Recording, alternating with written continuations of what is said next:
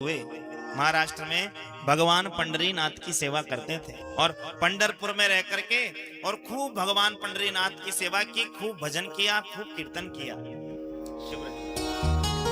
ये पुरंदरदास महाराज जब पंढरपुर में रह रहे थे तो इनकी भक्ति का धीरे धीरे इतना प्रताप फैलने लगा, लोग इतनी प्रशंसा इनकी भक्ति की करने लगे कि जिस प्रकार भगवान पंडरीनाथ की महिमा थी पंढरपुर में, ऐसे ही इन पुरंदरदास जी की महिमा धीरे धीरे बढ़ने लगी।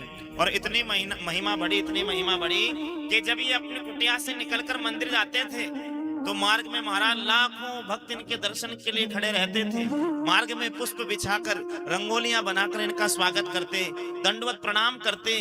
उन्हें देखकर ही सबको सुख प्राप्त होता, सब आनंदित होते। धीरे धीरे महाराज समय व्यतीत होता गया। अब उस पंढरपुर में एक वेश्या रहती थी। वह वेश्या महाराज कार्य तो वेश्यावृत्ति का करती, नृत्य करने का, संसार के मानवों के मन लुभाने का कार्य करती, लेकिन वो भी अंदर से भक्ता थी और रोज पंडरीनाथ का दर्शन करने वो वेश्या आया करती थी। और महाराज मुंह ढक करके एक सोल से छुप करके आती कि यदि ऐसे जाऊंगी तो लोग मेरी निंदा करेंगे, बुराई करेंगे, इसलिए छुप करके अपना मुख छुपा करके वो आती पंडरीनाथ के पास और पंडरीनाथ से कहती, प्रभु मैंने तो अपने जीवन में केवल एक ये नृत्य ही सीखा है और आपको समर्पण करने के लिए मेरे पास और कुछ नहीं है, ये नृत्य है और ये नृत्य भी मैं आपके मंदिर में नहीं कर सकती, इसलिए हे प्रभु कृपा करो, कभी आप मेरे घर पधारो और मेरे नृत्य को आप स्वीकार करो। इस प्रकार रोज आकर के भगवान पंडरीनाथ से वो कहती थी। इधर पुरंदरदास की महिमा खूब बढ़ने लगी, खूब लोग प्रशंसा करने लगे, तो भगवान ने सोचा कि आज दोनों काम एक साथ करूंगा। दोनों काम क्या? एक तो पुरंदरदास की परीक्षा भी लूंगा और उस वेश्या के ऊपर कृपा भी कर दूंगा। तो भगवान पंडरीनाथ रात्रि में आज जब पुरंदरदास तो चले गए कुटिया में, गहरी नींद में सो गए और भगवान पंडरीनाथ ही पुरंदरदास का स्वरूप बना करके और उस वेश्या के घर चले गए। और जैसे ही वेश्या के घर पहुंचे पुरंदरदास के रूप में भगवान, और वहां मन चले मानो महाराज शराब पीने वाले, वो नशे में धुत लोग वो देखे तो महाराज देखते ही रह गए। एक बार तो आंखें मसलने लगे कि हम कहीं सपना तो नहीं देख रहे। अरे पुरंदरदास जी आज इस वेश्या के यहाँ क्या कर रहे हैं? इतने में ही पुरंदरदास जी तो आकर के महाराज बढ़िया मसलन लगा करके बैठ गए और कहा कि आज हम भी इस वेश्या का नृत्य देखने आए हैं, आज हम भी इस वेश्या का नृत्य देखेंगे।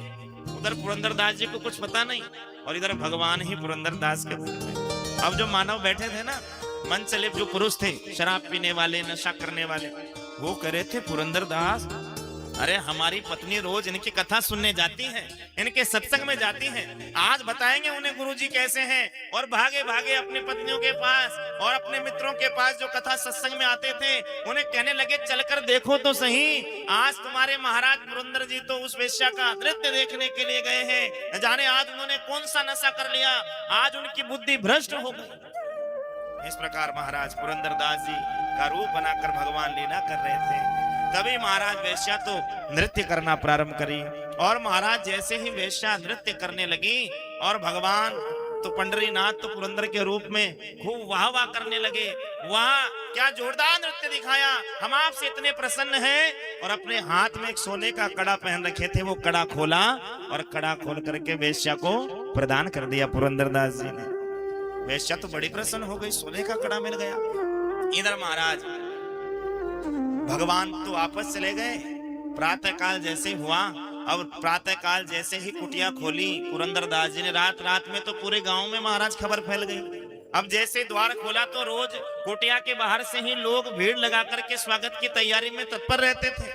आज एक भी व्यक्ति नहीं है, आज कोई पूछने वाला नहीं। और जैसे बाहर निकले तो सब अब शब्द और कहने लगे राम राम राम, ये भक्ति का ढोंग करते हैं, भक्ति का दिखावा करते हैं। और कल वहां उस वेश्या के यहाँ जाकर के नृत्य देख रहे थे, उस वेश्या के यहाँ जाकर के और कितने प्रसन्न हो रहे थे। इस प्रकार महाराज पुरंदरदास जी का अपयश होने लगा। पुरंदरदास जी का आज इतना इतना अपयश कर रहे हैं, लोग अपमान कर रहे हैं, अनादर कर रहे हैं, पर पुरंदरदास जी महाराज मन में विचार कर रहे हैं कि आज ऐसा हो क्या गया, हमने तो कुछ किया नहीं। अच्छा, जब वो स्वागत लोग करते थे तो उनको प्रसन्नता भी नहीं होती थी। वो ऐसा सोचते थे, जो भगवान का भक्त होता है ना, ज्यादा प्रशंसा का भूखा नहीं रहता। वो सोचते थे क्यों मेरा स्वागत करते हैं, क्यों इस प्रकार मुझे प्रणाम करते हैं। आज जब लोगों ने अनादर किया तो पुरंदरदास जी मन में विचार कर रहे हैं कि भगवान ने ही कोई कृपा की है, कोई ना कोई मेरा प्रारब्ध ऐसा बच गया था जिस प्रारब्ध को आज भगवान यहाँ धाम में काट रहे हैं। क्यों?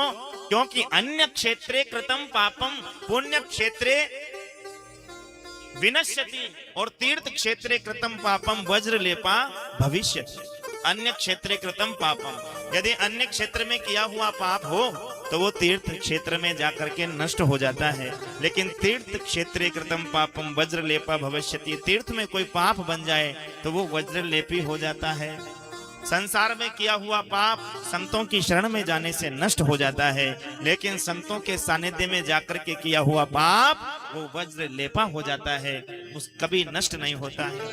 आज पुरंदरदास जी ने सोचा कि कोई प्रारब्ध रहा होगा मेरा, कोई पाप बन गया होगा, इसलिए आज पंढरपुर में इस धाम में इस तीर्थ क्षेत्र में आकर के वो पाप भी भगवान नष्ट कर रहे हैं, मेरा अपमान कराकर, अनादर कराकर। और पुरंदरदास भगवान के मंदिर में पहुंच गए, मंदिर में दर्शन कर रहे हैं, इधर लोग अपयश कर रहे हैं। तभी महाराज जब प्रातः काल मंदिर खुला और गोस्वामी ब्राह्मण लोग जब मंदिर में प्रवेश किए तो क्या देखा, भगवान पंडरीनाथ के एक हाथ में तो सोने का कड़ा है और दूसरे हाथ में सोने का कड़ा है ही नहीं।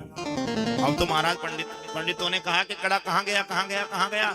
जैसे ही बात फैली तो सबसे पहले वही लोग आए जो वहां वेश्या के बैठे थे ना, जो आज तक मंदिर नहीं आए थे, आज तक भगवान का दर्शन नहीं किए थे, सबसे पहले वही लोग आए और आकर कहा कि हम बताएं कड़ा कहाँ गया। अरे कल वो पुरंदरदास उस कड़े को वेश्या को देकर के आए हैं, वो पुरंदरदास कल वहां उस वेश्या के घर गए थे और कड़ा प्रसन्न होकर वेश्या को प्रदान कर दिया। और नहीं मानते तो चलो चल कर देख लो, वेश्या से पूछ लो। ब्राह्मण गए और ब्राह्मणों ने जाकर के उस वेश्या से कहा, तब महाराज उस वेश्या ने, अब वेश्या को तो पुरंदरदास ही दिया था कड़ा, तो वेश्या ने तो कहा हाँ जी, हमें तो पुरंदरदास जी ने ये कड़ा प्रदान किया, यदि ठाकुर जी का है तो आप इसे ले लीजिए। इस प्रकार महाराज जब ब्राह्मणों ने सुना तो और अपमान हुआ और पुरंदरदास जी की लोग पिटाई भी करने लगे। और खूब उनकी पिटाई जब होने लगी तो भगवती रुक्मणी जी तो पंढरपुर के साथ ही हैं। रुक्मणी जी ने कहा, प्रभु ये क्या कर रहे हो, इन्हें तो पता भी नहीं कि लीला हुई क्या है और आप उन्हें पिटवा रहे हो इस प्रकार से, आप इस प्रकार से इनका अनादर करा रहे हो, पिटवा रहे हो, अपयश करवा रहे हो, ऐसा क्यों कर रहे हो। भगवती रुक्मणी जी ने कहा कि अब मैं इनके मन की बात आपको दिखाता हूँ। अब इनको मार पड़ रही है, अपमान भी हो रहा है, लेकिन अभी भी इनका मन भक्ति से विचलित हुआ या नहीं हुआ, आप ये देखिए लक्ष्मी जी। और लक्ष्मी जी को भगवान ने महाराज पुरंदरदास के मन को जब दिखाया तो मन ही मन पुरंदरदास जी विचलित नहीं हो रहे, मन ही मन पुरंदरदास जी के तो महाराज बड़ी प्रसन्नता हो रही है कि ये मेरा पाप था, जो मेरा पाप आज कट रहा है और अब मानो ये पाप कटने के बाद भगवान की भक्ति मेरी आगे बढ़ने वाली है। और भाव विवल होकर के पुरंदरदास जी तो बस भगवान का चिंतन कर रहे हैं, भगवान को याद कर रहे हैं।